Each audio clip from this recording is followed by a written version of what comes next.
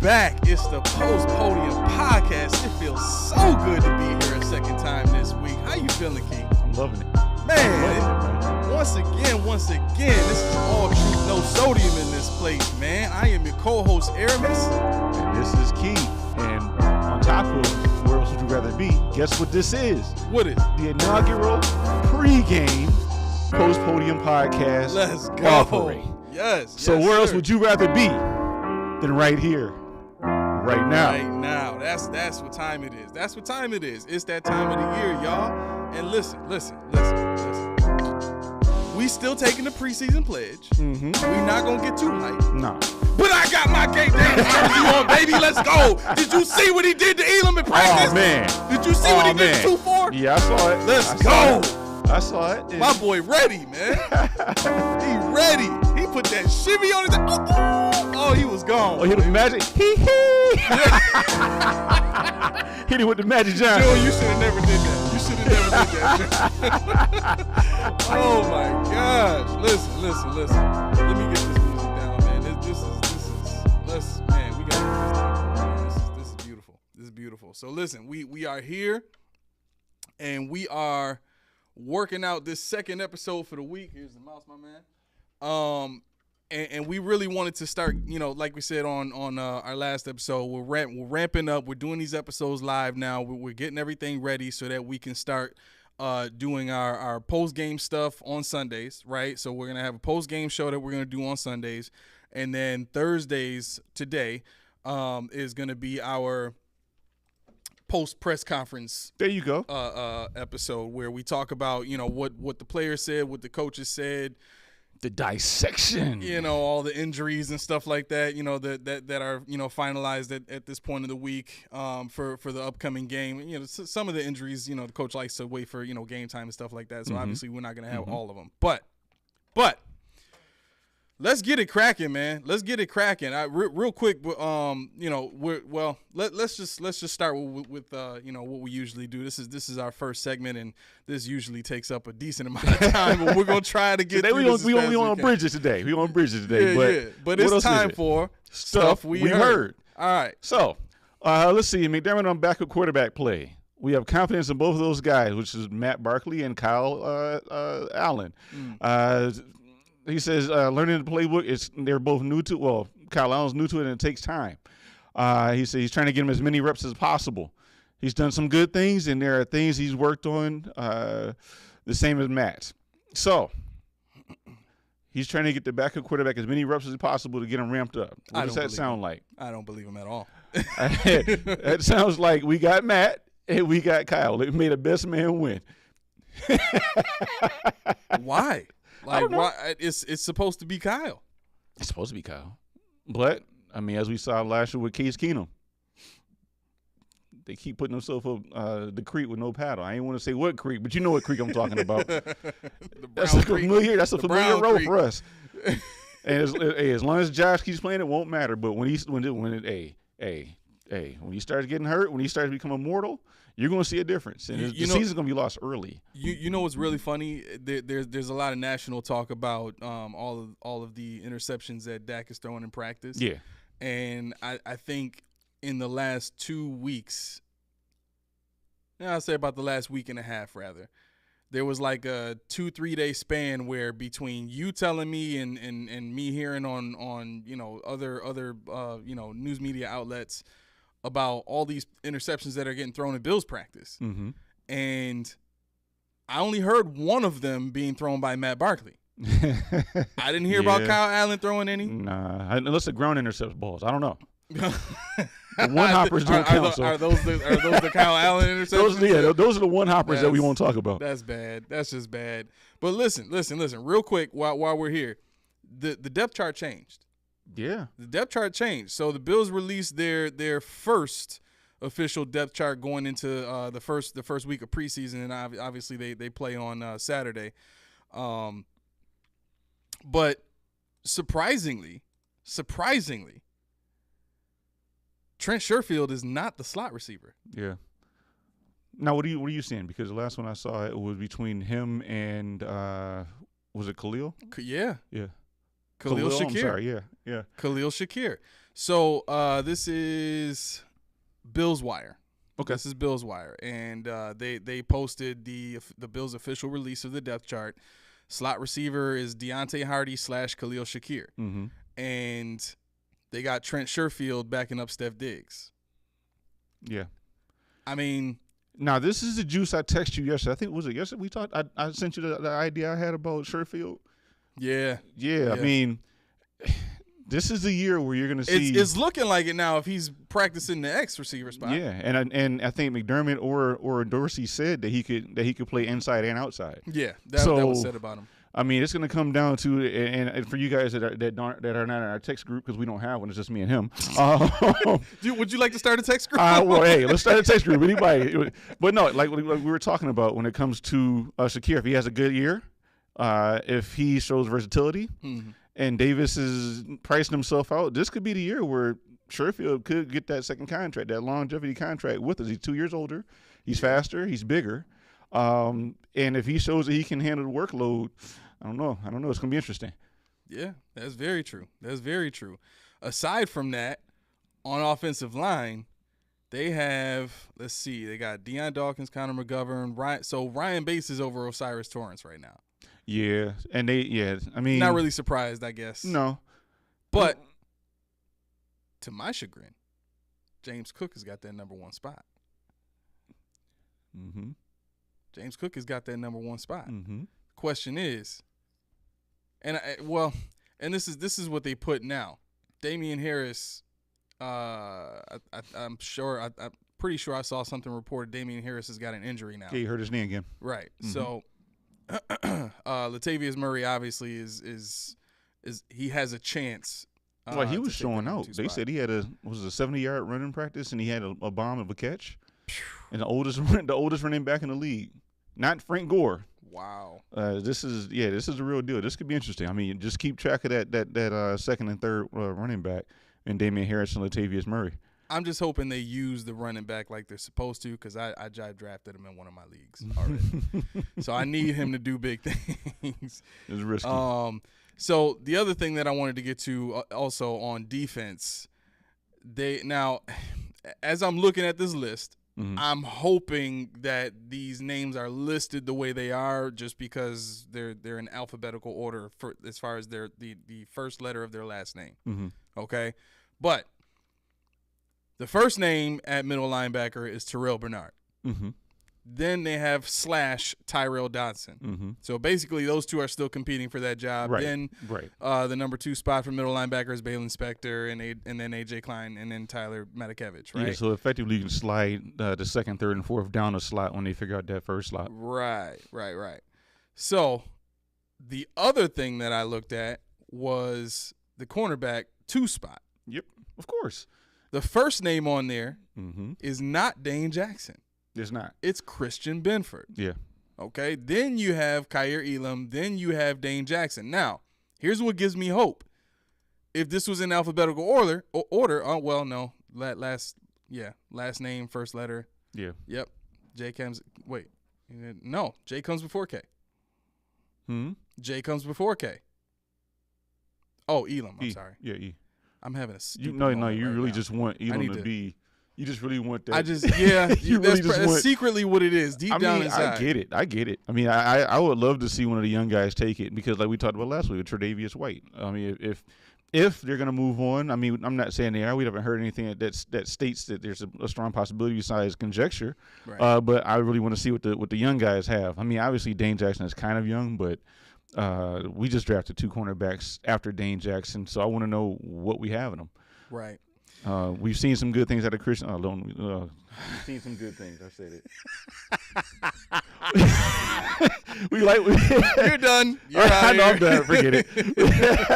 But no, Christian Benford's been good, and Kaiir Elam's been good in what they've asked Benford especially to do in the defense. It seems like when they put Elam in, they changed the defensive back 4 up, the strategy, because they run more man and they run more press when they put Elam in there. Yep. It's interesting because he's fast enough to run with the guys in zone, but for whatever reason he's not picking it up, or they don't trust him. So you might see that platoon again. Well, last but not least on this list is something that I find a little interesting. Damar Hamlin is in competition for his backup spot at safety. And I don't know why, but Cam Lewis is already listed in the backup spot behind Taron Johnson. That tells you Cam Lewis is probably going to make the team. More than likely, he's going to make the team because you look at what they get in the contribution from him in special teams. He's one of the best special teams players. And they got him listed twice on the depth chart as number 2 in nickel and in the safety. But they said that, well, Joe Marino on Locked On Bills said that Saran Neal actually was the first up in the nickel cornerback competition from the practices that he saw. So he didn't really understand why Cam was slated at number 2. Exactly. Now, if we want to play conspiracy theory, which I like to do a lot of, this is something to keep an eye out for because there's already this theory that I've discussed with someone, and the idea of could the Bills cut Damar Hamlin? Could they get away with doing something like that after what happened, after all the support, after everything that he's been through? How would this look for this Bills team if they have him in a competition in which he loses? Could they justify? Could their face survive? Yes, and this is why. They already paid him. He already got the money up front. I don't know how he worked it out because he came back, so I don't know how that's going to work. But wait, they paid him his entire contract. They fully guaranteed his contract when he went down. Oh, that's right. So the way I thought the whole time was, I thought they were going to put him on the practice squad because obviously you need time. Right. Whether you look good or not, you need time to get acclimated. So you put him on the practice squad, one of two things happens. One, he's on the team for the rest of the year, or 2, he gets poached and he's on another team. That's how you save face. If you put him on your practice squad and somebody takes him, that's not a bad point. Then then you didn't cut him, you just lost him. Right. And you kept him around, you paid his medical bills, he did all that good stuff. But I do think that he's going to be stashed on the practice squad, and I don't think after what happened, people are going to take that flyer because if you take him off the practice squad, we all know you have to be on the active roster. Yeah, but even taking him off the active roster, he was on the active roster last year. Since he's been drafted, he's been on the team. Right. No, but after that injury, after what he went through, I would think it's a slow crawl. So what I'm saying is, if another team poaches him off our practice squad, they have to assume him as one of their 53. He can't go to their practice squad. So you think he's just going to be stuck on the practice squad? I think he's going to be on the practice squad for this year. And I think they've had that conversation already. I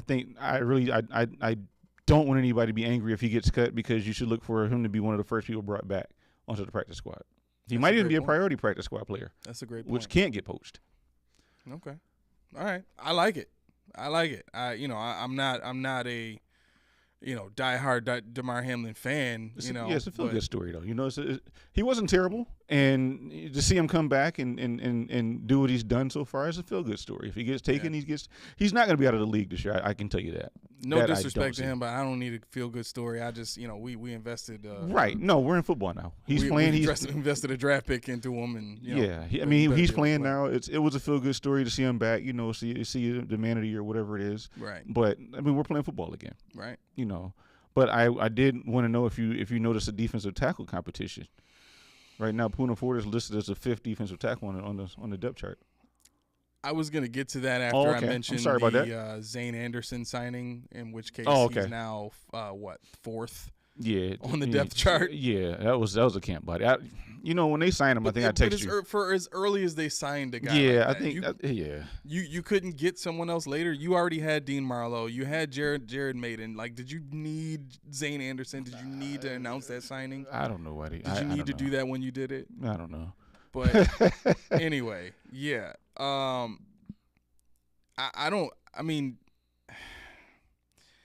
understand Jordan Phillips being where he is because Daquan Jones and Ed Oliver are ahead of him. Mm-hmm. To some degree, I don't understand why you signed Tim Settle to the contract that he got for the type of player that he is and the defense that he came from and the type of defensive lineman that he played with and played around. on top of the college he came from and the type of player he was in college, it seems like he's just kind of wasting away now in that backup spot behind DaQuan Jones. Yeah. He's a younger player than DaQuan Jones is. He is a little smaller, but I would say about as strong and probably a better pass rusher than DaQuan Jones. I think that's the problem. I think if you take DaQuan Jones out, you're back where we were with the Bills of old, where you don't have that true one tech. I mean, Tim Settle, I get it. Yeah, I'm not disputing, but it's Tim Settle. He's a tweener. He can pass rush better than DaQuan, but I don't know if he holds up in the two gap like DaQuan does. So my thing is, if that's the case, why do you only have one tech? You said that we weren't going to talk that long, but you're going to get me going there. You're going to get me going. Well, you know me in the one text. We here. Let's look at it, like, because this is what the Bills put out. Yeah, I think we talked about it last week. We really, Eli Ankou is not he's a big guy, but he's really not the one tech that you think he is. DJ Dale's not the one tech. Kingsley Tennyson's not a one tech. Ankou is probably the closest thing out of the rest of the six defensive tackles that we have to the one text that you're looking at with DaQuan Jones. If you look at Poona Ford, people say, yeah, he's a big guy for 5'11". Was he 300, 305 or something like that? But it doesn't really matter. Your skill set is your skill set. It doesn't matter your size as much as it matters, because DaQuan Jones isn't that big. He's only 305 pounds or something, like 310. Right. And when you say one tech, you're thinking about 330, 340. Exactly. But if they can do it, if you got the technique for it, but these guys are raw pass rushers. Jordan Phillips has got the body for it, 6'6", 330 pounds, but he plays like a 3-tech. But he plays like a 3-tech. And the thing is, if you look at our other shows, we've talked about this ad nauseum when you talk about the linebackers you have behind this defensive line. Okay, you want your penetrating defense. Your front four is penetrating. You gotta change your back seven. The whole chemistry, the whole makeup of your back seven has to be different. I need you to answer the question of why they only have one tech. I've been asking that question for weeks. I don't know. I've been asking that question for weeks. Oh my gosh! Like, scheme wise, I don't understand how you don't have several, like, and this is just the way that I get it's just a video game, but this is the way that I have always built my teams. For the scheme that you're using, you need a specific skill set at each individual position. Right? Yep, if I know I'm playing a 4-3 base or something like that, and I need that one tech and I need that pass rusher, my backup to that one tech is going to be another one tech. Right. I'm not gonna put a defensive end back there. I'm not. I may switch up things on a pass rushing down and put defensive ends inside. Similar to what the Giants did back then and what some teams still do now. But I just looking at this depth chart, if Tim Settle is a tweener, if Jordan Phillips is technically a tweener, if Poona Ford is more like Ed Oliver than he is DaQuan Jones, if Eli Ankou is not even, and I think Eli Ankou is the biggest guy that we have. Aside, So if he's not a one tech, where are you looking? Like, there are so many veterans out there. There are so many guys who have the size that you need, who are great at run blocking, but can't pass rush to save their life. And that's okay. Right. That's what we need. Right. That's the point. Yeah. They're supposed to stop the run. They're supposed to be the guy that when they pass rush, they still need two guys to block them just because they're so freaking big. Yeah. Like, who cares if they're not going to get 5.5 sacks a season? They don't need that. Well, to us, they don't need it because you're looking at it objectively, which is correct. I agree 100%. That's true. But see, what happens is, when you get the guys that come in here for like a Star Lotulelei, a healthy one, it doesn't get you 10 sacks. Yeah. People will freaking go nuts. What's he doing? He's trash. Why'd they make? But they don't understand that Von Miller's 15 sacks at 33 years old. Leonard Floyd's 9.5 sacks. Greg Rousseau's 10 finally double-digit sacks because of that guy that's there not doing anything. Right. They don't realize that. See, it's a sum of parts, and that's what it should be. We talked about it last week. I would have 2 one techs. Right. I would have 2 one. I mean, especially, if you want to have Ed Oliver, fine. Let him be a sub package or whatever you want to do. But when you're talking about your base with those linebackers at that size, 2 one-techs. What that does is that guarantees you Rousseau, Floyd, Von Miller, and who else who am I missing? Bruh. Boogie Basham even. Jordan Davis was there. He was there. Mm-hmm. Key. I know he was. He was there. I know he was here. I know he was there, and I knew he wasn't going to be here. He was there. I know, but I knew he wasn't going to be here. Why? How much is? Hold on a second. What are you looking for? DaQuan Jones. His salary? Yeah. Hold on a second. Yeah. Hold on a second. I can find that for you.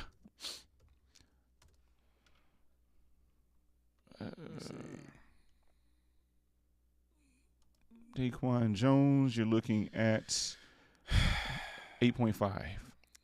This year? Or just Well, here we are. Here we go. 8.5 in 2023. my goodness. Wait, you mean to tell me Jordan Davis wasn't going to make less than that? Yep. On a rookie contract? Yep. You decided this guy who came in here to just be a one-tech Mm-hmm. couldn't get beat out by a guy who's bigger than him, stronger than him, and has been a one-tech. And here's the other thing, too. In college, Jordan Davis was so big and so strong that he had a decent pass rush in college. Yeah. Oh, yeah. And the thing is, when you're violent, it doesn't matter. Right. When you're violent, you don't have to get home because somebody else is going to get home. But when it's all said and done, what you're looking at is the inability to really kind of, in essence, to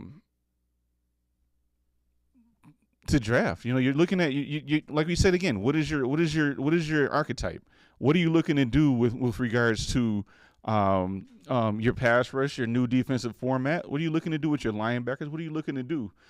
Because what I'm saying is, like you said, Jordan Davis was there. You could have traded up. Did you really have to go get Elam? Did you have to give up that 4th round draft pick? Who was there in the 2023 draft? I mean, you're looking at 4th, 5th rounders. You had, what was the guy? I forget his name. Give me 1 second to pull it up.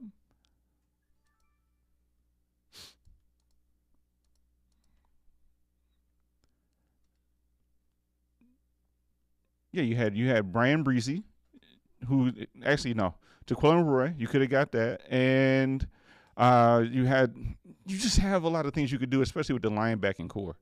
Your linebacking core is something that you want to reevaluate. You want to make sure that your front seven moves in synergy, right? You want to make sure that you're covering the pass, but you're also rushing the passer and keeping the offense honest. Mm-hmm. When you look at what they've done, they've sacrificed one side of the ball. They sacrificed the run or the pass.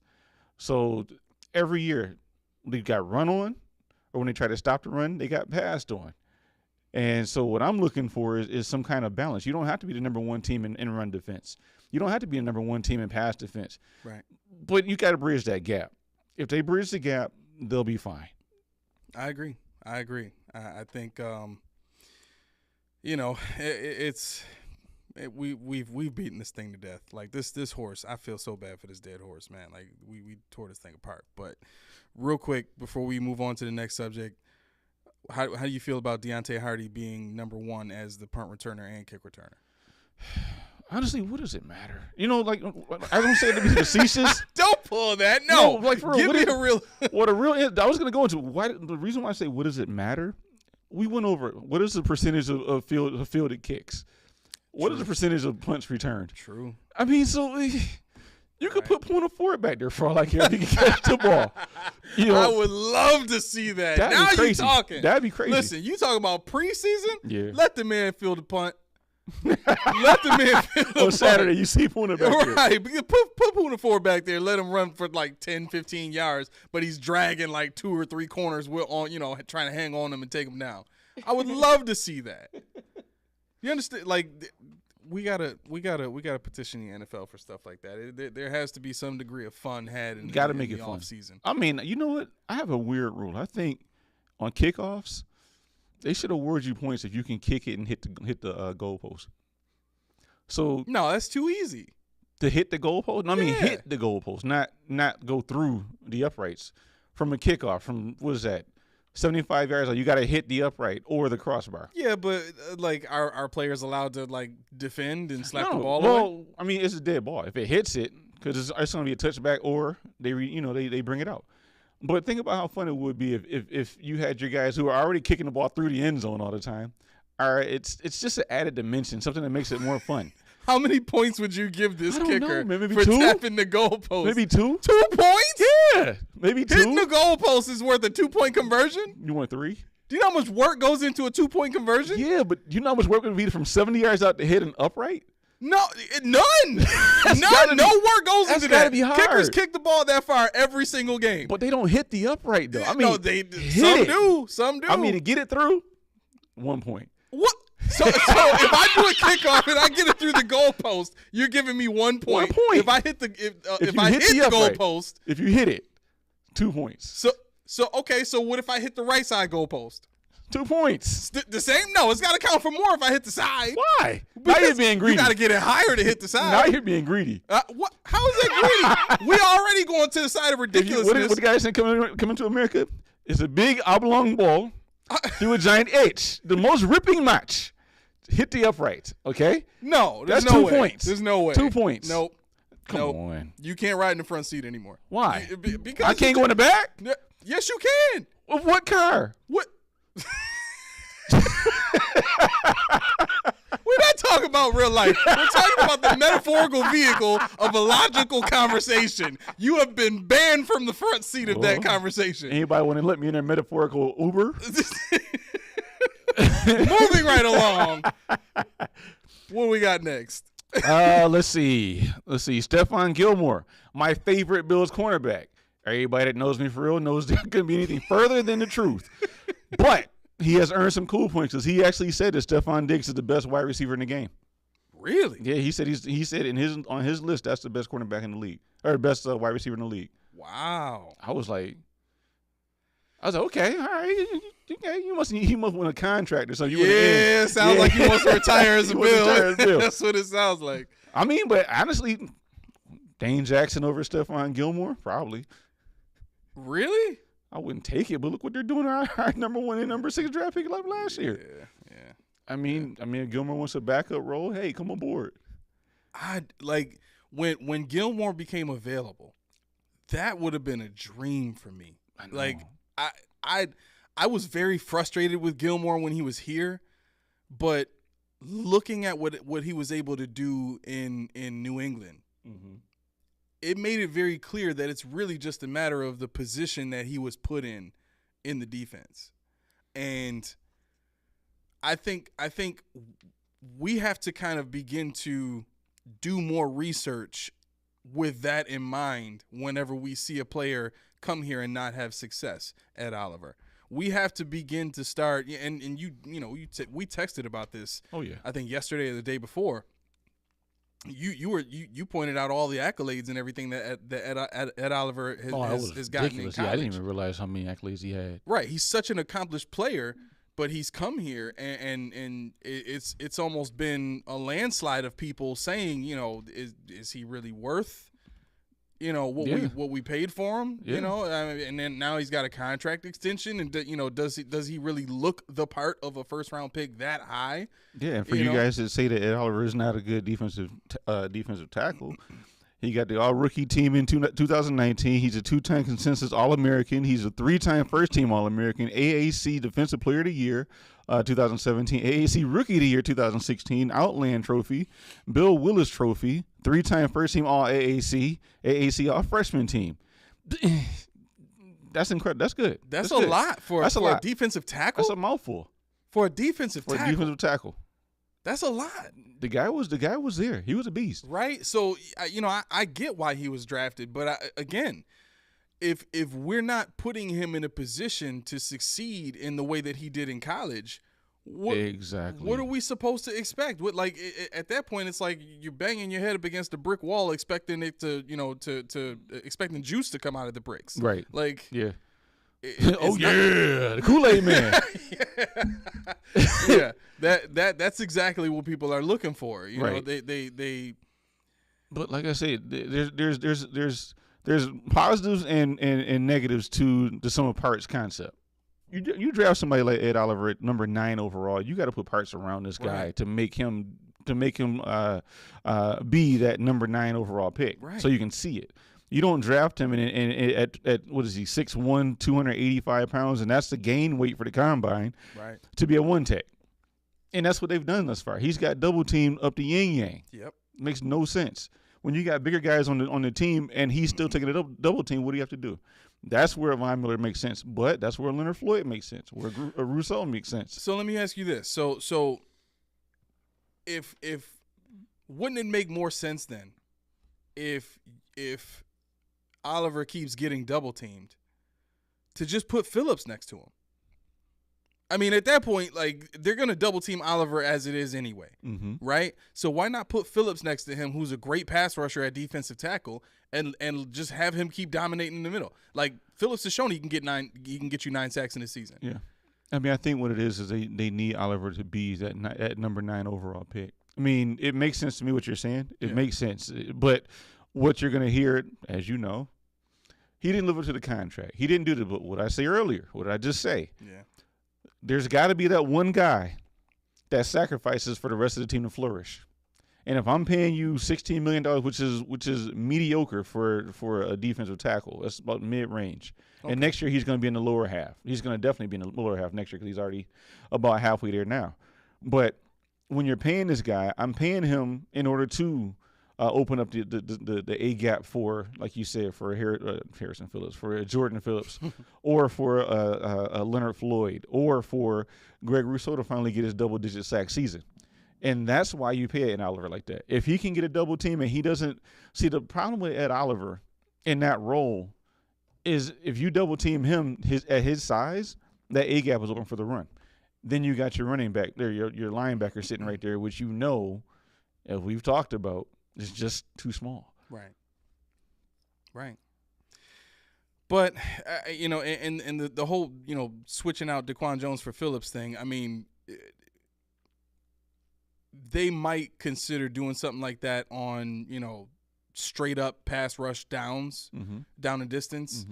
But it is my opinion that even in a run situation, Phillips is big enough to create issues one-on-one with a guard to where, you know, the He's gaps bigger are than most not, of them. Huh? He's bigger than most of them. Exactly. Yeah. And that's kind of what I'm thinking. You know, it just like at some point somebody is going to have to come to me and say, this is why we do this, to make me feel stupid for everything that I'm saying. Because until I hear something like that actually makes sense and is like, oh, that's why they choose to do that, and there's no space for me to say, well, you're getting beat doing that, why don't you do this? Like, if they sit down and tell me, well, you know what, to be honest, Phillips is terrible at playing the run, so we don't trust him. Which we know is not true. Exactly. Exactly. We've seen him be dominant. Especially when he played Miami. Right. We've seen him do it here. When he plays against Miami, what I'm saying. Oh, yeah. Oh, my God. Yeah. So it's the things like that you know that we're looking at where, you know, we can say, okay, you have solutions already on your team if you just switch some things around, if you do some things different, you know. But you know, I digress. Let's move on. Let's see. Just a tidbit I just saw on August 7th. The Patriots signed the former Bills Joe Giles Harris. I guess he won't be in the practice squad this year. He's Joe Giles Harris, linebacker. He's been on the team. He's been like in the bottom level practice squad player on the team for maybe 3 years. Forgive me, dude. I didn't know you existed, but you know. Joe Giles Harris? Yeah. Yeah. I mean, he's not here anymore, so it's okay. Okay. That's off to you, bro. And lastly, I know. I hope you got the final roster spot. So what it sounds like to me is they're trying to figure out what we do. Which this is the worst thing you could possibly do as a Patriot. He doesn't know our defensive scheme. He hasn't been in it because it just started this year. Right. Make it make sense. You're a day late, $1 short, Mr. Belichick. Try again. Try again, Motosoka. Did the Bills have any signal calls or anything that you can tell us about? They said grape a couple of times. I don't know. He like, when they were closing the door behind me, I heard him whispering something. I don't know what it was. The door closes fast. Right. And lastly, for the stuff I've heard, Sal Capaccio said Dawson Knox is having by far his best camp. Really? Yeah. So I wonder why. Well, it's you drafted another tight end for first in the first round. You drafted tight end, but the thing is, I wonder if he's more comfortable being a blocking inline tight end. I wonder. Maybe that's his natural role. Maybe they know something we don't know. Because I'm being serious. Because is that why they're saying he's having a good camp? No, I mean I'm just speculating because this is the first year where he's going to be more of the inline tight end.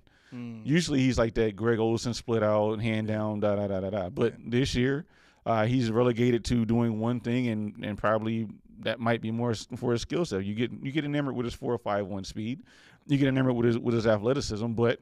So, like we said earlier, some guys just because they have this doesn't mean they can do that. What did Kincaid run?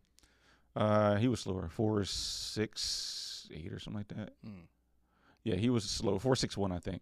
Okay. So Knox is faster, but Kincaid is more of the handsy, route runner kind of guy. Yeah, he looks a lot smoother than Knox does. Yeah, and that's not to say anything bad about Knox, but Knox he's a heat seeker. He wants some physical contact. Yeah, but I like that. I do too. Like he's still a big boy. Like when he gets the ball in his hands, it takes a minute to try and get him down. I like that. And it gets in his hand pretty well last year. And he was good. He was very good last year. So I look for him to continue on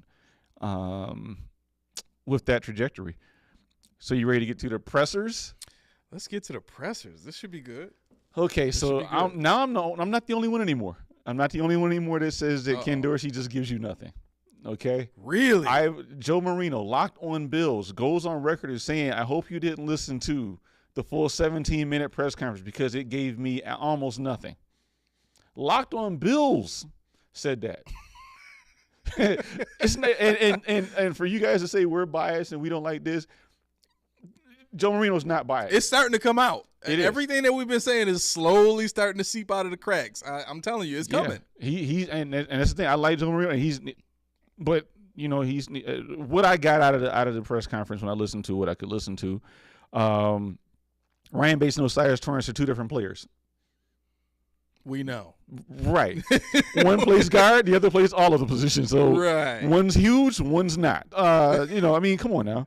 So that didn't tell me much. He said he's impressed with Osiris's work between minicamp and training camp. So I guess when he went home, he worked on, I don't know if he lost some weight or if he got in the playbook. I don't know what that really means, but he didn't really elaborate too much. Okay.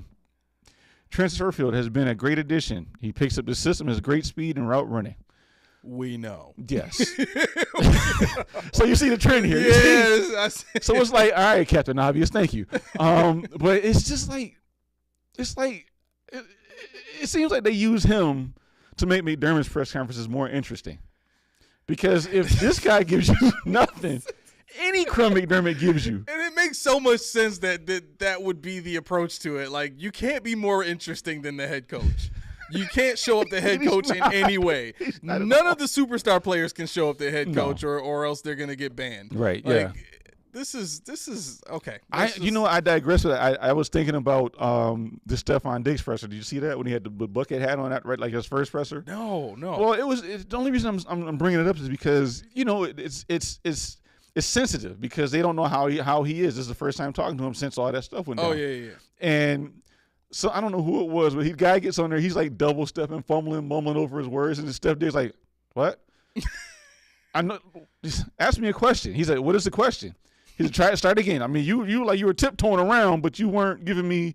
Can you start again? They scared him. Yeah, because he's like, I want to answer, but I don't want to. It's like, right. I mean, he knows you're going to ask the questions. Right. He knows that, and Steph Diggs is going to answer your questions. We know this. Yep. So watch what you ask if you don't want to know. And I mean, he's one of the most candid guys out there. I don't really hear him say that's for McDermott, that's for Coach. I'll leave that alone. He doesn't. He talks about it. The most team speak thing he said was, it's water under the bridge. Oh, we good. We got together. We talked. We're fine. That's internal stuff. We're good. But, when you get guys like that you know are going to give, ask. You know what that is, though, and I get what you're saying, but to a degree, that fear comes from the culture that the Bills have established. Absolutely. If you don't put us in the best light, you will never get access ever again. Mm-hmm. You will never be allowed in the Bills. You won't be able to do your job. Right. Like, that's the monopoly that they've put on the market when it comes to the media coverage that they get. Yeah. You're either going to bless us and you're going to thank us and you're going to glorify us, or you won't be around. Right. Because we won't let you in. You know what we're going to do? We're going to call your station and say we don't want him around anymore. And the Jerry Sullivan treatment. Else. Right, exactly. Yeah. Exactly. I mean, because he didn't care what he Well, I mean, he's gone for other reasons now. Yeah, but he just did. I mean, that's the thing. He didn't care. You know, and there are some other guys like that too, but there's some guys who just want to be buddy with the coach, to say, I know the coach. He knows my name. Right. I mean, if I ever got, bump that. I never want to get there. The only time I would ever want to do something like that is if I had a head coach like Andy Reid. Like, you're dominating the league. I know you're going to be here for as long as you want to be here. Fine. I want to be friends with you. Yeah. Because I think I'm like that with Tomlin. Right, yeah. I can totally get down like that with Tomlin. You know, like for me, it's Kyle Shanahan I can get down like that with. Yeah. You know what I mean? Like, coaches like that where, they could go anywhere they want to go because they got it like that. They're so talented, they're so smart, and they've developed such great systems that they should be selling it to other coaches. You know what I'm saying? Yeah. So I could see, like if McDermott was like that and we had, won 2 Super Bowls by this point. Yeah, of course. Listen, can we talk to Sean McDermott? Can we get a phone call with you? Can we, blah, blah, blah. But you've accomplished nothing, sir. Right. I think for me, it's just, I think that's the beauty of this show. We're on Uncut, and the ability to do that is because we don't subscribe to the same, like you say, cult. We don't subscribe to the same team speak. We speak our minds, and we encourage our fans or our listeners or whatever you want to qualify yourself as, to do the same. If you have an idea, speak. Just say it. And there's no right or wrong answer. I'm not going to say I have to watch the film. I'm not going to say, we're going to keep that. We don't have a house to keep it in. So we're not going to keep anything in-house. If it's on my mind, it's going to come out. Yep. I'm not going to curse, but outside of that, it's going to come out if I think about it. And so for when it comes to, for a Ken Dorsey to just give you nothing week in and week out, it's like, come on, man. I mean, you don't have to give me everything, but you finally got, this is your second year of your offense. What are you seeing out there? What are you thinking about? What's changing? And it seems like he just has a hiccup. He's not a mic guy. He doesn't talk. He does it because he has to. That's what it is. That's all I get whenever he gets on the mic. He does it because he has to. It's part of his job. But he doesn't really have anything. It's like Whaley. Remember when Whaley used to get on the mic? Yep. He was horrible on the mic. But he was damn good at drafting. He was, yeah. But see, that's why they had Russ Brandon. Russ Brandon was the mouthpiece. Right. Russ Brandon got on there. He cleaned it all up. You didn't want to hear Buddy Nix on the mic. Russ Brandon got on the mic. And when they got rid of him, that's when you saw. That's why Russ Brandon's on the mic, because Whaley doesn't talk. He doesn't want to talk. Right. We don't want Buddy Nix to talk. Chan Gilly doesn't know about the defense, and he tells you that. Like, I don't know what that's about. But that's the history of the Bills for the last 20 years. Well, 20 years prior to McDermott. So now you got McDermott who comes in, wants to be Belichick Jr. Like you said, you haven't won anything, sir. But I'm afraid of that, because if he does win, he gets the right to button himself up even more, and he gets the right for the reporters to understand what he's going to say and what he's not going to. And what happens is they stop asking the question that we want to hear. Right. So that's a double-edged sword. Just don't listen to suppressors. Yeah, exactly. You were saying this yesterday, and it was like I had the same exact sentiment when I read the text. Sal Capaccio was that voice when he first got here, and he was that guy that he knew football because he coached and he was the. He was the tape study guy that you would listen to and couldn't wait to hear Sal. Exactly. And he wasn't afraid to call things out the way that he saw it, right? And then WGR goes back to being the station of the Bills. They had lost that for a period of time, right? And then they get it back, and then the Bills hire Sal as their, sideline guy. Yeah. Right? And it was like from that point on, I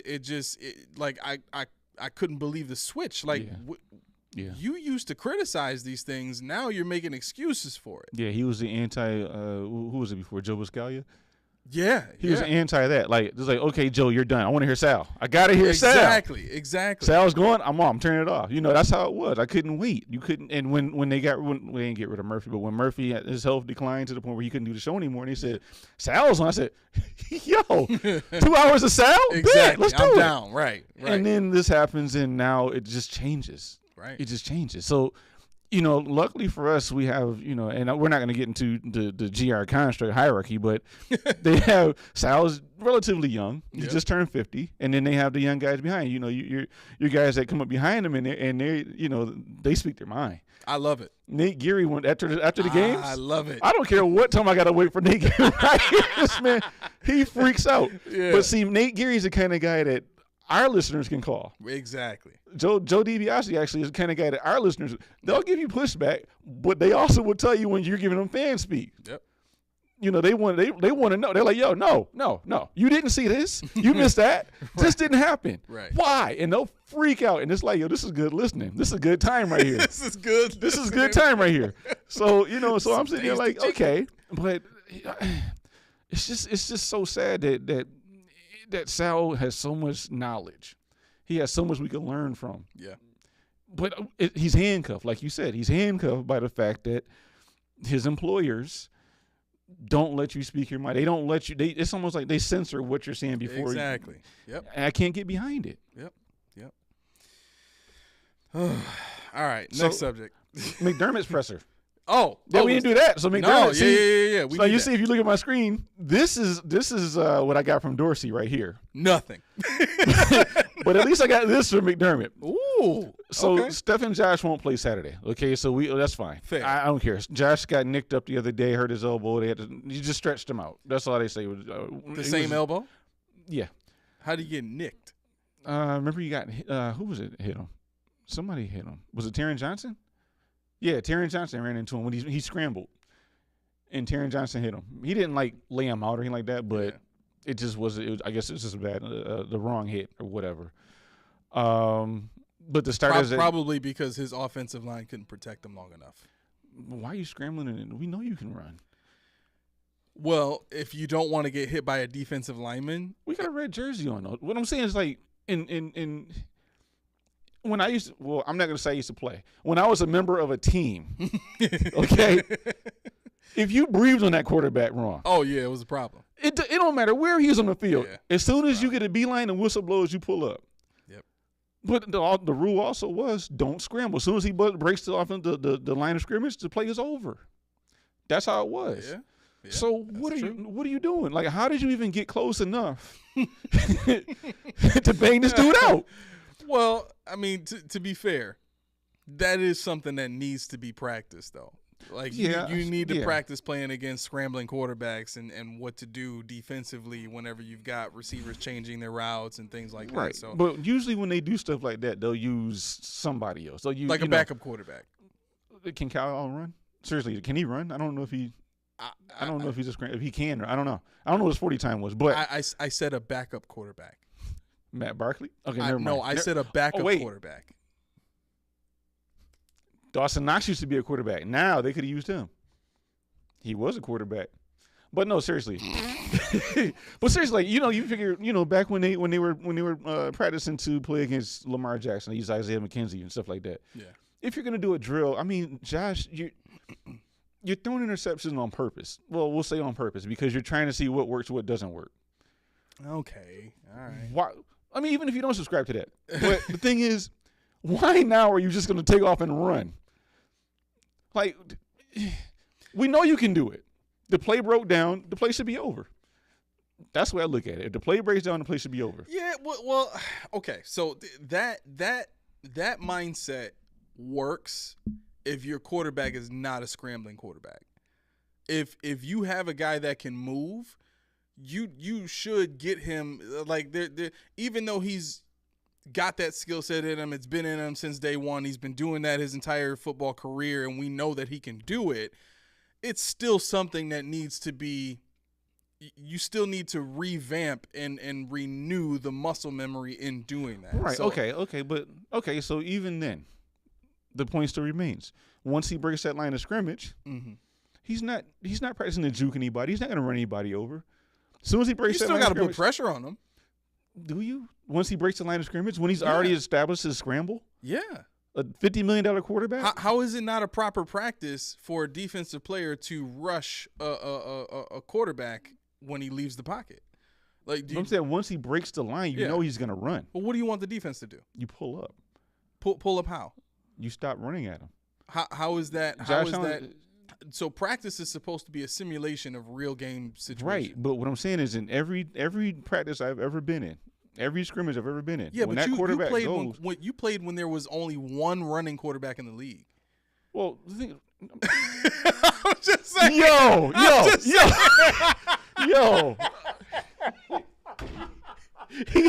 trying to. Yo, that was good. But the thing is, I'm thinking like my thing is like, okay, all right, what is it? He's not gonna do anything downfield. So you know he's going. That.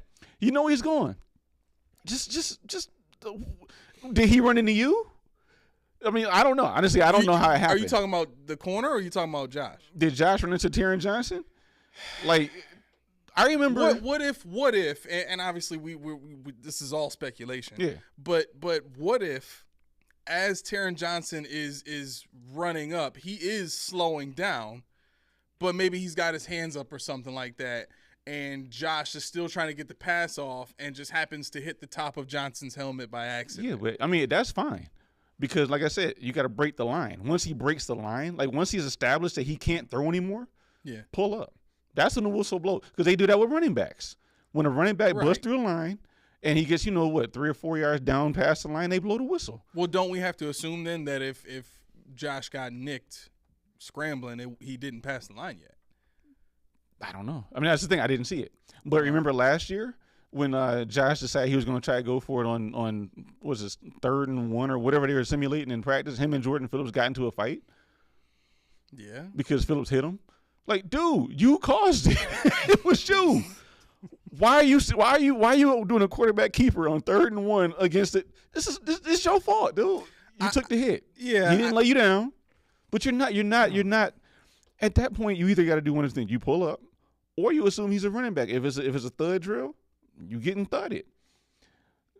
If I'm a defensive player, and that's all I've ever played is safety, and so for me, if I'm in practice and I've got a scrambling quarterback, and I know during these drills, because we have a scrambling quarterback, we got to run the entire play from snap to ball release. Right, and my quarterback is scrambling out of the pocket. He hasn't yet crossed the line of scrimmage. Yeah, that's I can see that. Right. So for me at that point, I'm gonna put pressure on him. I have to. Yeah. Because I got to get the ball out of his hands. But see, I remember too when I'm not even gonna say I played because I was there. I was a participant. But for you guys at home, I was a basketball player. Football was something. It was a hobby I tried later on in life. Yeah, for me it was baseball. But even when he was behind the line, if you had a beat on that quarterback, everybody is screaming, nope, or pull up, stop, or whatever. Right. Don't hit him. They all be saying the same cadence every time. So you knew once you got within 5 feet of this guy, go pass, go around, and if you, I remember one time where our coach made us run as a defense because the quarterback moved into the defensive line after they told us to stop. Like, he threw it, and the momentum took him into one of the cornerbacks or whatever it was, and we all had to stop and run because of that. But what if you run past the guy, and he doesn't throw the ball? It's dead. How is it dead? It's assumed sack. It's an assumed sack because you can't touch him. So all you can do is get close enough to say he would have sacked him. It's crazy. No, you're right. I could see that. I could see that. I didn't get it, but if we're pushing it that far, couldn't Josh Allen just say that he pump faked the guy and spin away from him or something like that, and still throw the ball and the play's still alive? Like I don't know. Like we're kind of getting into the weeds. We're splitting hairs, but yeah, I mean, honestly, like you said, there's different ways, but I'm like, in my mind, I'm like, if Taron Johnson's playing, I'm assuming he's in coverage. In my mind, I'm assuming he's in coverage. Yeah, but he could have blitzed because he does blitz. Pretty good blitzer though. He does blitz, but I'm assuming, I don't know. Like I said, I just saw because I don't know what kind of drill it was. If it was a shell drill, they don't blitz. Right. If it was a 7-on-7, they don't blitz. So I'm like, I don't know. We need context. Well, we really don't because Josh supposedly is fine. The moral of the story is, sign a backup quarterback. That's the moral. See, 2 shows ago for that. Yeah. But also, Stephon Diggs did get hurt. Him and Saran Neal had a collision in the end zone. So they both ended up staying down for a few minutes. Both ended up getting up on their own power and walking to their respective sidelines. Okay. Fights-wise, we've had 2 dust-ups right now. So we had, obviously, the one we talked about, Kyrie Elam and Trent Sherfield. Mm-hmm. Who won that one? Huh? Who won that one? I don't know. They said they were on. I think they said Sherfield Elam was on top of Elam. Oh, my God. Elam has had the worst experience here. Well, I would not be surprised if he, asks for a trade next year and goes to the Patriots or something. Yeah, it goes to the Patriots and becomes the next Stephon Gilmore. But see, that's funny you say, because I was going to say, remember what happened to Gilmore when he left? Exactly. He went to the Patriots and haunted us for 3 years. No. What happened in that training camp? Huh? Remember the training camp? No. He got tossed up by Edelman. Remember? Did Edelman he? tossed him. Oh, he tossed him up. They got into a scuffle. Edelman was dragging him all over the field. Dang. He tossed him up. I think it happened. I sent you the picture of it because it was midair. He had him by the. It was bad. Wow. It was bad. He tossed him up. He tried to get physical with him, and Edelman said, "Nah, bro." And this is a college quarterback. It's not as big as Gilmore either, too. That's surprising. That's surprising. Yeah, he was getting handsy, I think. Poor Elam, man. I feel so bad for that guy. Yeah, I mean, it's tough, man. It really is. And no jokes, all jokes aside, it is tough. Let's see, when asked about the position battles, like we said on Tuesday, McDermott said nobody popped. He said they didn't get the separation that they were looking for. They were hoping for out of. You ain't picking players that are going to pop. Right, yeah. You're not picking guys that are going to pop out at you and dominate. Carbon copy guys, this is what happened. Right. I want guys to pop, but I want to sign and draft guys that don't pop from the pool of their peers. Of poppers, yes. On Madden 23, you know that glitch where the linebackers consistently point the same time at the same thing? It's a bad glitch. They literally, every time, you know how they got the animation where they're pointing out? Well, yeah. I don't know what they were thinking about EA, but both linebackers are pointing at the same thing at the same time. It's the same animation every time. So It's annoying as ever. Okay. I think 22 and 23 had that, so I don't know about you. I'll get 24 when it's $8 so I can get the Josh Allen cover. But that's it. I'm not actually going to play it. I'm just going to get the cover for the keepsake. I do eventually have to buy it just because it's the only one with a bill on it. Yeah. You know what? Don't let me in your house because I'm going to jack you guys for your sleeve. I don't care about the game. You can have a CD. You got a blue sleeve, and that's all you're going to have. Your case will have no animation on it. It'll just be a clear case by the time I'm done from with it. GameStop as a used. Oh, my God. Sir, you cannot take the sleeve. You can't. Please put the what? Why? I ain't got no sleeve. I ain't got no sleeve. What are you talking about sleeve? This? No, get out of here, baby. This is a flyer. Right. I brought this from home. Oh my gosh. Let's see. McDermott told a story of how he played a joke on the team. He took their day off away. At night he said, "You know what? Scrap the day off. Let's just get away with this thing." And him taking to what is that what are you talking about? The Penfield Creamery or whatever, that to get ice cream as a team. And he said some dudes was pissed because they didn't have their freedom because they all went as a team to this dairy place or whatever it is. And I'm sitting here thinking I don't know, you're in a dorm room. Yeah. And for you guys that have been in dorm rooms, you'll do anything to get out of that dorm room. Just for a couple hours or whatever the case may be. Right. So I don't know why they were mad. Maybe they I don't know, because he said it was later in the day. It wasn't like it was overnight or some morning or something like that. Right. But so he didn't tell them where they were going. They ended up going to get ice cream together. He also was talking about okay. So let me ask you this, Mm-hmm. and this is just for my clarification. Your team decides to do something that unifies them, Mm-hmm. and you say, no, don't do that. You're punished because you decided to do something that I didn't tell you to do to unify the team. Let me ask you this. Do we know whose idea it was to go get ice cream? I think it might have been McDermott's idea. I'm not sure. He might have won some ice cream. I don't know. Honestly, I missed that part because I heard it on the drive-in, but I just laughed. I'm like, you got 90, 300-pound men going to get ice cream together. They're all, they get the little cups. I mean, honestly, I think it beats having a night practice, or it beats having film study, it beats whatever. But I mean, if they want to play cards or whatever they plan on doing, right, put it off. And like I said, when you're in a dorm room, you want to get out, and I think it's a nice thing to do. It was kind of some kind of character. It could have been way worse to me. It could have been. Unbelievable. He could have called a meeting, whatever. But let's see. This was actually funny too. He was talking about, I think somebody asked him, "Have you talked to Isaiah McKenzie?" And he said, "Sean."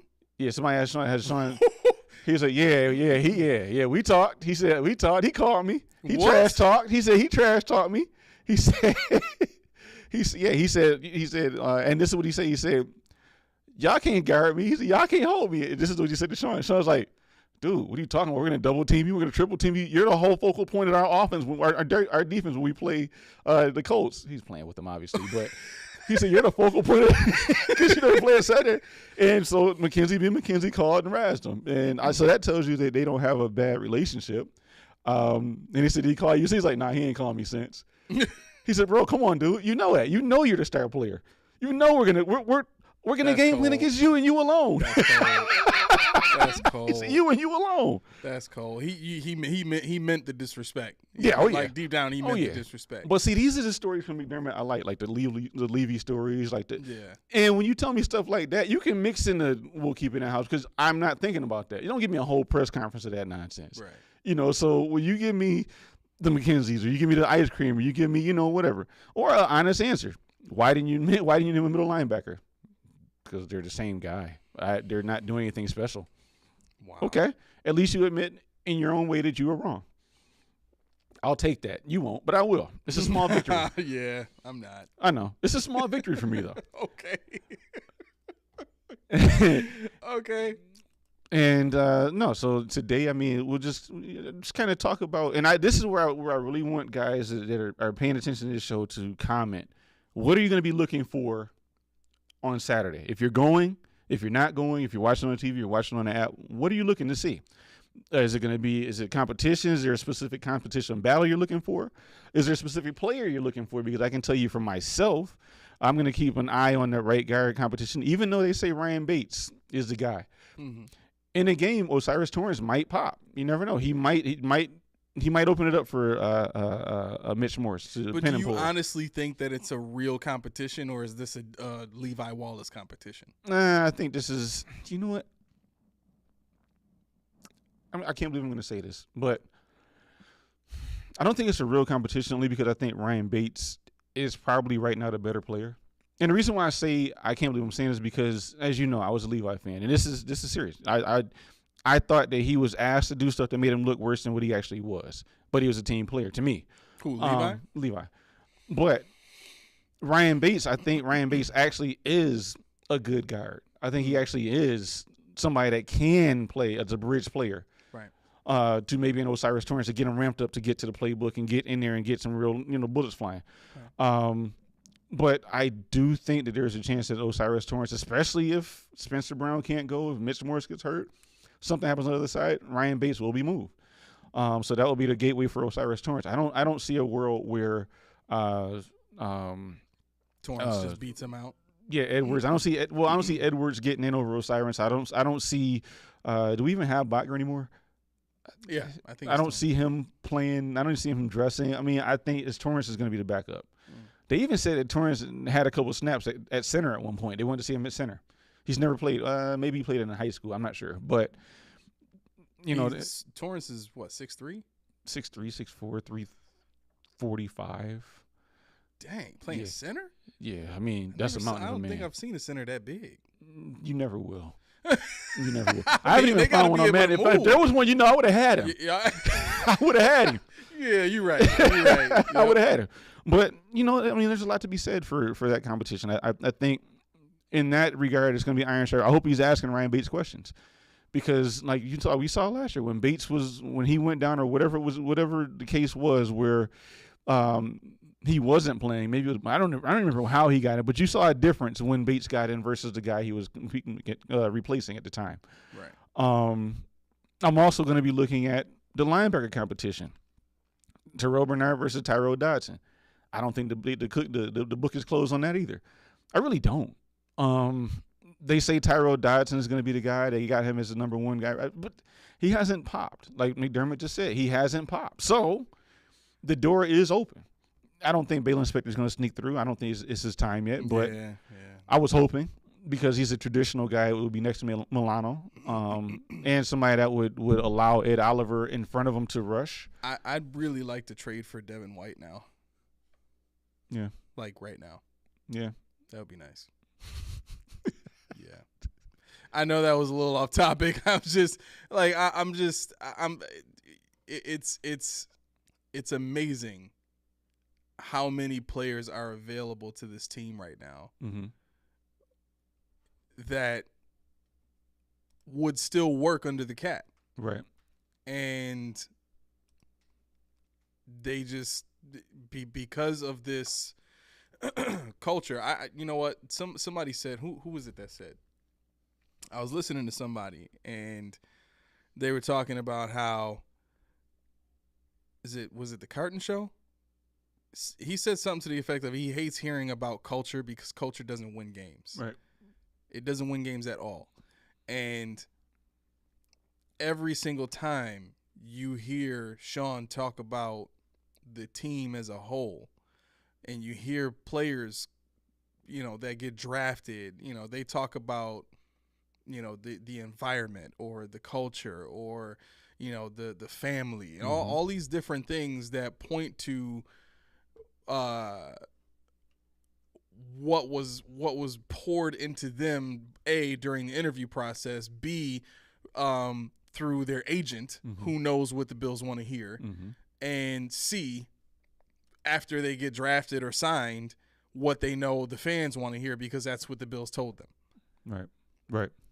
It's like what we're really trying to expose here is this behind the scenes, monopoly on news outlets, on media, on any real reporting of what's really going on with this team. And I used to work for an organization like that. I used to work for an organization that would let people stay out on the street so that they could have, parties and stuff like that with people that really didn't want to be around, those kind of people. Right. And seeing stuff like that, it just made me sick. How could you profess to be an organization that's trying to do what you say you're trying to do, and I'm more so talking about the Bills than, any other organization right now. But how can you be a team that is saying, we have a championship mentality. We are, championship oriented, where, at first it was, playoff oriented, playoff mindset. Then now it's a championship mindset. Like, you haven't even made a championship. Right. Yeah, honestly, like you said, I hear what you're saying. I think I want to add to it. They did have a playoff mentality, and it shows. Yeah, 100%. I think that's all they have right now. Well, this is where I'm going with this. You have a playoff mentality, but the playoffs and championships are two different things. Right. So you can't just switch to the mantra and keep moving the same way. Yep. Your culture got you in the door. Your culture built your team. Yes. But like I said a couple weeks ago, once you build your team, you build that culture, you would move on. But the guys that you put in place, like a Josh Allen, Stephon Diggs, it's on them to make sure the guys are doing the right thing, but it's on you to make sure that your team as a whole is moving more. You're not worried about getting choir boys you used to be worried about getting, because the culture you built is going to be passed along by the other players that have been with you for X amount of years. Deion Dawkins, Josh, people like that. So when you say you're going to change from a playoff mind state to a championship mind state, I expect you to move differently. Maybe the Leslie Frazier thing was a different move. Right. I mean, so I'll give you grace, and I need to see the defense. That's another thing I want to see on Saturday, how they play. But in keeping with the idea, I need to see, higher quality players that have been there before, as not backups. Exactly. Yep. And that's the point. That's really the crux of the matter when you're talking about a team that is in the midst of a closing Super Bowl window. Yeah. You did all of the right things. Well, you did enough to build a successful team. Mm-hmm. But when it came time to put pieces together to put that team over the top, you balked. There you go. To me, that was the key moment. The second you said, let's run it back, that's when you started dying. That tells you you're not your trying mind, to get better. Right. In your mind, you peaked, and you were just trying to stay at the peak. You weren't even trying to get better. Right. And the thing is, this is a caveat to that I just thought about. If you're trying to run it back, that's fine. However, you run it back with young players. Exactly. You don't run it back with all these older price players that you're trying to put Band-Aids on position that you couldn't fill. Right. If I'm running it back, that means that Kyrie Irving got better. Christian Benford got better. Iron truly sharpens iron. Yep. I'm not going to go out and buy another piece for that defensive line. I'm not going to go out and buy another piece for the offensive line because I couldn't make it work. Yep. My guys are being developed properly. My guys are ready. They've seen what they need to see, and they're going to be better this year. Yep. So I mean, that's what you got to look at when you're looking at how they move. It does make you wonder. It does make you wonder how. And this is a tough conversation to have, because obviously players are not going to say outright that they don't give their all, right? But to a degree, I've heard players admit that there comes a time in the season where you know you're not going to make it, and you have to shift your mindset from we're fighting to make the playoffs to, man, I'm fighting for my next contract now. Yeah.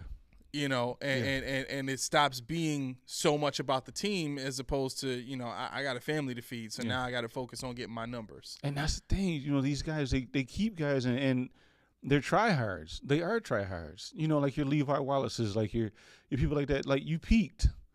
Thank you for your service. I need to move on and upgrade. I'm not going to keep paying you just because I know you, because you're familiar. And that's what they keep doing. They keep paying because they're familiar. And they want their guys to stay here to help build what? They know the system. They know what you're going to say. They know how the plays work. But they're not getting it done. 13 seconds, you don't run it back from 13 seconds. Right.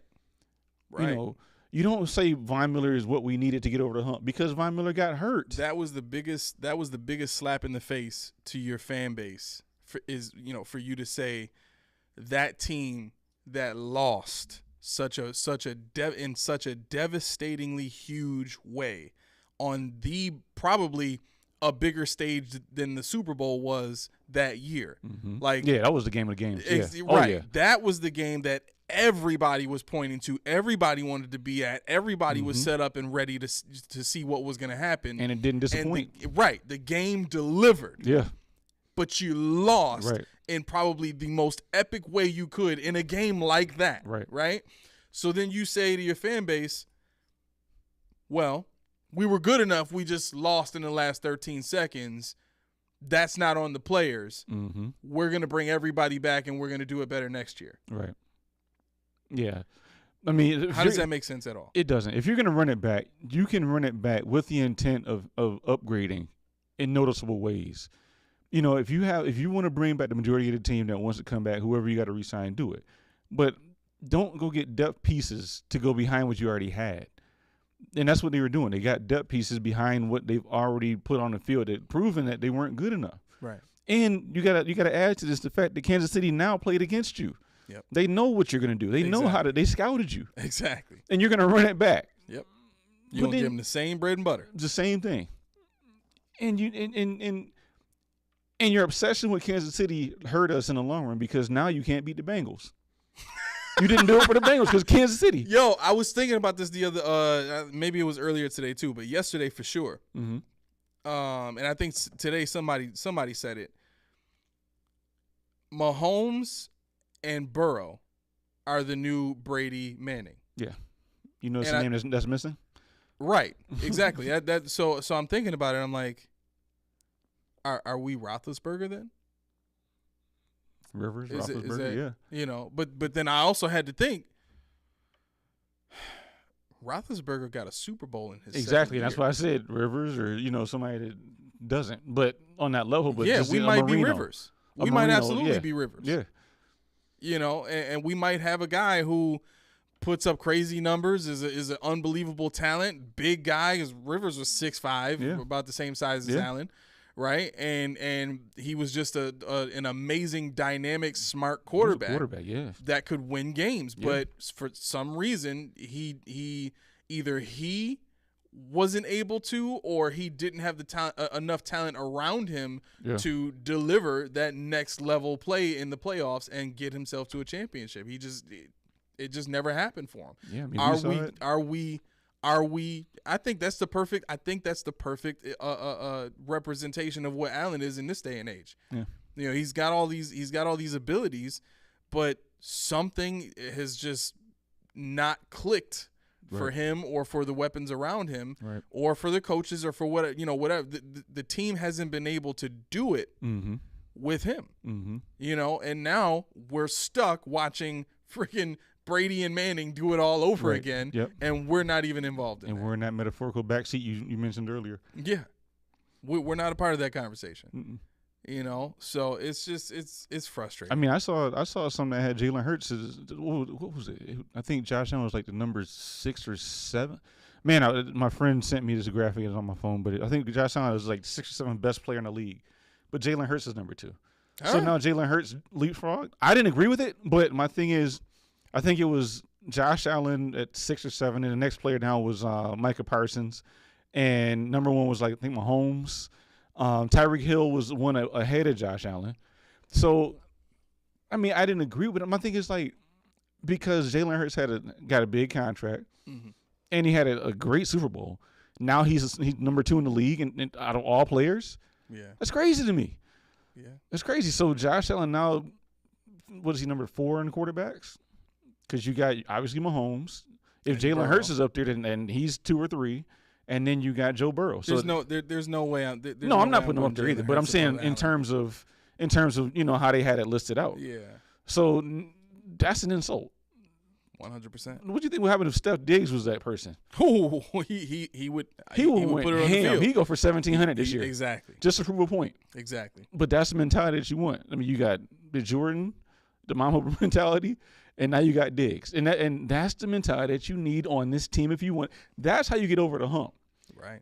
And I mean, I gotta get ready to close now because it's almost time to go to work. Yeah. We got 2 minutes. We got 2 minutes. I got a little more. We'll close at 7:15. We'll be done at 7:15. Okay. All right. Sounds good. Yeah, but if we can get a Mamba mentality, a Diggs mentality, somebody that takes things personal, and not on their own team, but somebody that when you see your guy AFib or pass away on the field. But what did it take? What did it take for Jordan's mentality to infect the team? What did it take for the Mamba to really put that stamp on the team? Honestly, to me, and you can disagree or whatever, you might have your own, but to me, it's the work ethic.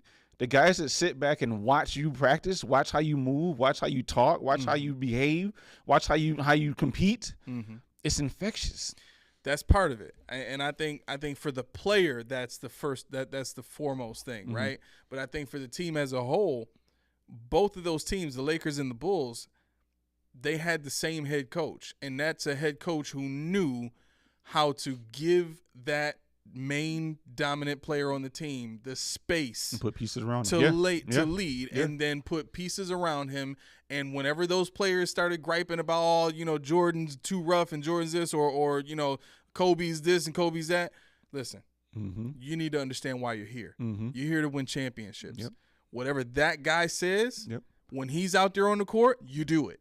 Yeah, and I think going back to my point, and obviously I was a big Kobe fan, was the story of going out with his teammates. You hear that story? No. Well, I don't. Was it? Yeah, it was the Lakers. When they were pretty bad. They were really bad actually. Kobe was, he was he was in the gym. Like nobody was in the gym with him. Like everybody wanted to go out to the club. He's like, I don't club. I don't really drink all like that. But he said I might have some, whatever. But he said, all right, fine. And he was like, Kobe, come with us. He was like, all right, fine. If I go with you, you got to come with me. So he went to the club, drank with them. He said they were pissy drunk. Pissy. He said, but at 3:30 in the morning, he woke them all up and made them practice with him.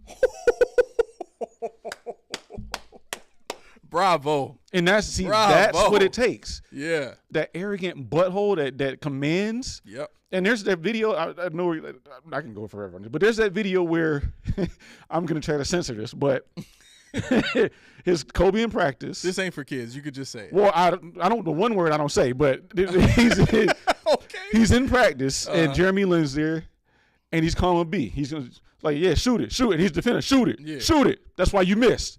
He was scared. He's yelling at dude like, you scared. Yeah. So then, he was just taunting people as he's playing. And he never practiced with them. He used to practice on his own. So he showed up, and I guess it wasn't to his liking. So halfway to practice, he just walked like, y'all N-words don't. He said, y'all wasting my time. He said, y'all Sherman soft. He said, and walked off. He said, I don't need y'all. Y'all need me. He said, y'all need me. Y'all wasting all my time. And just walked off. He said, let me know when y'all ready to practice for real. But that kind of butthole, you were like, yo, I gotta get respect. Yeah. I need that respect. And that's how they turned from Jeremy Lin's and I don't remember who it wasn't even Powell. It was just nobody. It was like Robert Saker or whatever. And it's just bad. But stuff like that can't happen when you have a culture in the building that the coach has established where everything is extremely insulated. Nobody does or says anything that the coach hasn't already pre-approved and fed them. Right. Where, you have a head coach who's basically trying to, put people in place to spy on players and see what they do and report back to him. Like, this is stuff that's really happening in the building. Yeah. Like, and this is, again, I'm not telling any of my sources, but this is stuff that happens. Right. There's one player on this team, one player that can change all that. And it's not my man number 14. This is cohort number 17. His contract and his pull for this team can get your coach fired. It should. It could. If he decided to say, y'all N-words, y'all soft. Y'all soft. Well, don't say the N-word. But the thing is, you know what I'm saying, though. To be fair, the owner has to some degree, want to listen to that. Because he's talking to his teammates, is what I'm saying. If he's on his teammates, he has no complete pull. He has a contract now. Yeah, but he's not going to step out of line. He has to be the person because of the way that the culture is set up. He's got to be the main person staying up under Sean McDermott and staying in line and doing. If he isn't, he's got the job, and McDermott's gone. And that's my point. What you're saying exactly where I am. Yeah, I think I'm with you to the point of to the extent of Josh has to now take ownership of what's happened to the team and understand that Sean just isn't the right fit for where this team is trying to go. Josh has to now stand up and say, look, put this team on my back. Yep. Get me a head coach that can bring an offense in here that does what I do best, and we will get you a ring. Yeah. Because that's really all we need. Yeah. We need somebody to come in here with an offensive scheme that can make these skill positions work the way that they're supposed to and protect Josh the way that we're supposed to. And the defense can do whatever they want. We've seen the defense can be 27th overall. Yeah. Statistically, right? Yeah. And still win a championship against the number one defense in the league. Yep. So really, you're absolutely right. I agree with that 100%. I think that's something that needs to be done, Josh. If you hear this in any way, shape, or form at any point in time, you got to stand up, bro. Yeah. You got to stand up. You got to take charge of this team. You got to go talk to the owner and say, look, I used to enjoy this culture thing, but culture don't win games. Y'all want to win. I want to win. And the thing is, it's his legacy at this point. It's Josh's legacy. Yep. And the thing is, when you see Stephon Diggs stand out there with his hands on his head with the confetti falling, we're 17. Right. Where you at? When you guys are crying, not because of the Hamlin thing, but because we didn't do it again. We missed again. Why aren't you hugging them? Why aren't you pumping them up? What are you doing? Right. I mean, all the handshakes, it's cool. It's all good, but we need more. Championship teams need more. We got to close up, my man. Yeah, I was getting into it. Yeah. I guess work calls, whatever. All right, so as Keyshawn hands me the mic, I just want to say to everybody, thank you for your support so far. We thank you to our subscribers and those of you that have been watching faithfully. If you're not a subscriber, please hit that button and hit the like button. If there are things that you have heard that you want us to expand on, or if there's things that you want us to, to talk about in the future, please don't be afraid to, to chime in. Don't be afraid to put a comment in there during the live. What Absolutely. We're going to start doing on Sunday. Are we going to record on Sunday? Yeah, we can Sunday. What we're going to start doing this coming Sunday is I'm also going to have Facebook Live going on mine, and it'll be my personal profile or whatever. Okay. And I actually did start a Twitter behind this. I mean, it's pretty sorry right now, but I'm moving into the 2003 range. I'm getting up there. I'm coming. Okay. I just saw this X that showed up on my phone. I'm like, what the heck is this X? They changed the logo on me. I didn't even know what was going on. But yeah, so I mean, like you said, if you can find me on Twitter, I'll put my Twitter handle. Is that what it's called? A handle?